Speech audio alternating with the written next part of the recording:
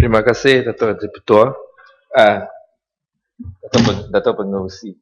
Saya ingin sentuh sedikit sebanyak tentang pindaan kepada Akta Cukai Aktiviti Perniagaan Labuan 1990. Kita mendubuhkan itu Labuan Free itu offshore banking di Labuan dengan tujuan supaya Labuan boleh menjadikan satu financial center di rantau ini. Tetapi akibatnya kebelakangan 10 tahun ini kita Malaysia telah menjadi termasyur di antara bangsa dari segi keluar itu wang haram yang dikeluarkan daripada Malaysia, sehingganya jumlah yang dijangka sampai tahap 1 trilion dalam tahun dalam 10 tahun ini. Dan semasa kita sebutkan itu offshore loan, ia sentiasanya terbabit dengan itu pengeludupan wang haram keluar daripada negeri, wang itu black economy yang telah disebutkan oleh Petatan tadi. Dan saya ingin tanya Yang Berhormat Timbalan Menteri tentang peranan kerajaan untuk mengelia aktiviti offshore loans ini. Dan saya pun amat terperanjat kerana saya terbaca dalam itu website Labuan Financial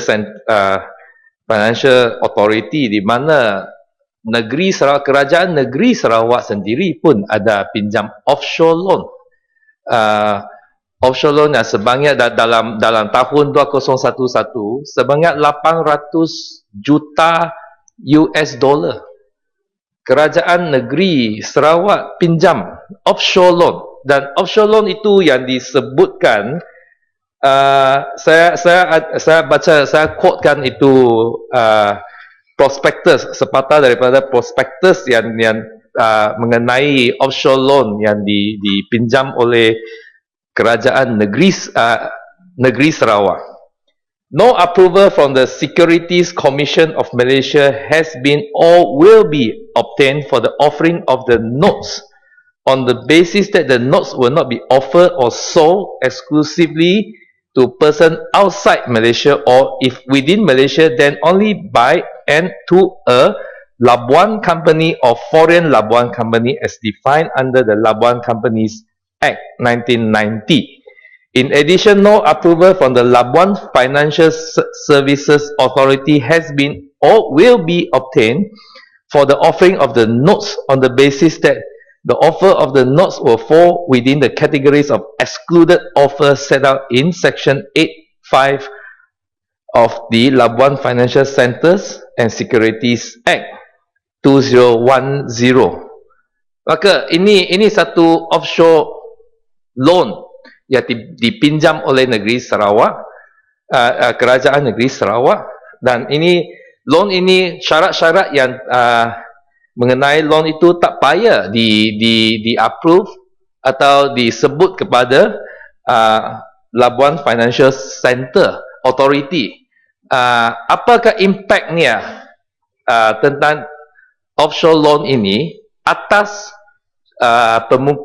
pemungutan cukai kerajaan pusat? Dan semasa saya meneliti itu prospektus, saya pun dah terperanjat kerana pada masa prospektus ini, pada masa pinjaman ini dibuat, itu government bond, Malaysian government bond dalam pasaran adalah bayar lebih kurang 3.9% interest atas pinjaman yang dipinjam oleh kerajaan negara kita. Tetapi untuk bond ini, kerajaan negeri Sarawak akan bayar interest pada kadar yang amat tinggi, iaitu lebih kurang 6.628% per annum. Dan ini merupakan satu interest yang begitu besar yang akan dibayar oleh kerajaan negeri Sarawak, dan oleh kerana apa yang telah disebutkan, ini bond ini tak payah diregister di Labuan Financial Authority, tak payah diregister dengan Securities Commission of Malaysia, maka ini interest yang kena dibayar ini, ia merupakan satu keuntungan kepada pemegang bond itu. Dan adakah cukai akan dikenakan atas interest yang diterima oleh pemegang bond ini? Dan saya juga ingin tanya Timbalan Menteri, ada apa-apa regulasi mengenai itu untuk the control of offshore loan yang dipinjam oleh kerajaan negeri Sarawak? Dan di samping apa yang saya sebut tadi, 800 juta USD, lebih kurang 2.5 bilion ringgit Malaysia pinjaman yang dibuat dalam tahun 2011. Di samping pinjaman ini, ada lagi satu pinjaman kedua yang dipinjam oleh kerajaan negeri Sarawak, di mana dalam tahun 2012, 6 bulan selepas itu, kerajaan negeri Sarawak lagi pinjam satu satu pinjaman yang berjumlah 800 juta USD lagi, iaitu dalam 1 tahun, dalam 2 tahun ini sejumlah 5 bilion ringgit Malaysia loan, pinjaman yang telah dipinjam oleh kerajaan negeri Sarawak dan melalui cara offshore loan. Ya, dan oleh itu saya ingin tanya, ada makluman sebentar ya. Alhamdulillah Muhammad, saya ingin umumkan kehadiran His Excellency Ahmad Fauzi, Ambassador Kingdom of Morocco ke Malaysia di Parlimen ini.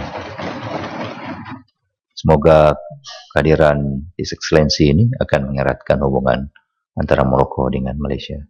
Ya, teruskan. Welcome to Malaysia.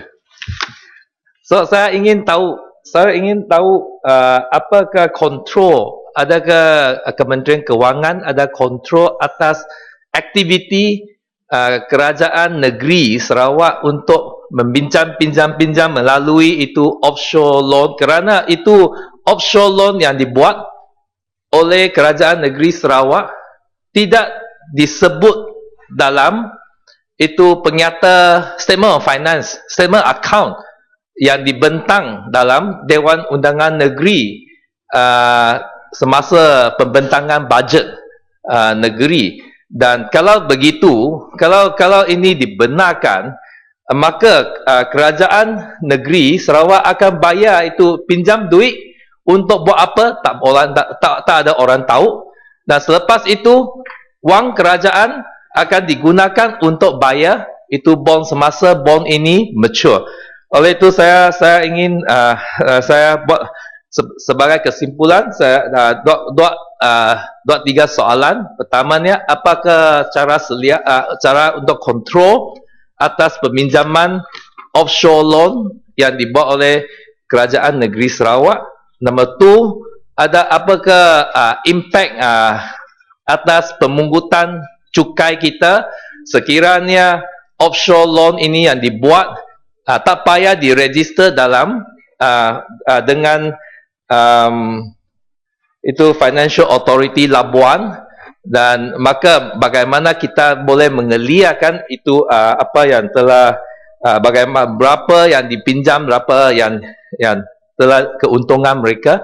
Dan ketiganya, apakah kontrol yang akan dibuat oleh dilaksanakan oleh kerajaan untuk mengawal pengeludupan wang haram yang begitu besar keluar daripada negara kita. Sekian, terima kasih. Yang Amat Kuala Selangor, selepas itu Yang Muhammad Pandan, kemudian Menteri boleh menjawab. Terima kasih Datuk Yang di-Pertua di atas mengizinkan saya untuk mengambil bahagian dalam perbahasan rang Undang-Undang Kewangan 2013. Datuk Yang di-Pertua, saya ingin menyentuh mengenai pindaan kepada Akta Cukai Pendapatan 1967, Pasal 13, di mana cadangan untuk memperluaskan potongan cukai ke atas sumbangan kepada tabung untuk pembelian bangunan rumah ibadat. Saya melihat cadangan pindaan ini amat sesuai, di mana ianya adalah merupakan salah satu insentif kepada tabung beli bangunan rumah ibadat, serta pada masa kini potongan cukai ke atas sumbangan kepada tabung untuk pembinaan dan penambahbaikan rumah ibadat sahaja. Pindaan ini juga akan merangkumi pembelian bangunan rumah ibadat dan juga